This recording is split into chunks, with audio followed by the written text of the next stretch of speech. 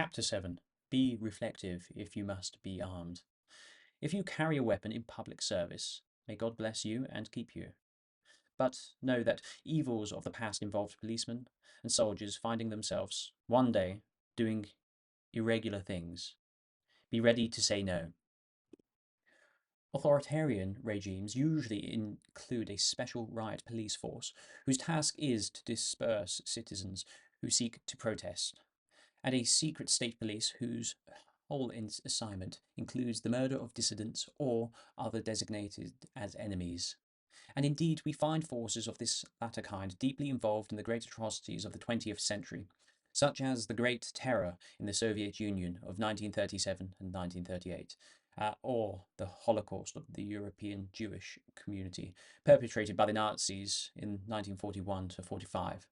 Yet we make a great mistake if we imagine that the Soviet NKVD and the Nazi SS acted without support. Without the assistance of regular police forces, and sometimes regular soldiers, they could not have killed as many or on such a larger scale. In the Great Terror of the Soviet Union, the NKVD officers recorded 682,691 executions of supposed enemies of the state, most of them peasants or members of national minorities. Perhaps no organ of violence has ever been more centralized or better organized than this NKVD of those years. A small number of men carried out the neck shots, which meant that certain NKVD officers had thousands of political murders on their consciences. Even so, they could not have possibly carried out the campaign without the assistance of local police officers, legal professions, civil servants throughout the Soviet Union. The Great Terror took place during a state of exception that required all police officers to subordinate themselves to the NKVD and its special task. The policemen were not principal perpetrators, but they provided the indispensable manpower. When we think of the Nazi Holocaust of the Jews, we imagine Auschwitz and the mechanicalized impersonal death.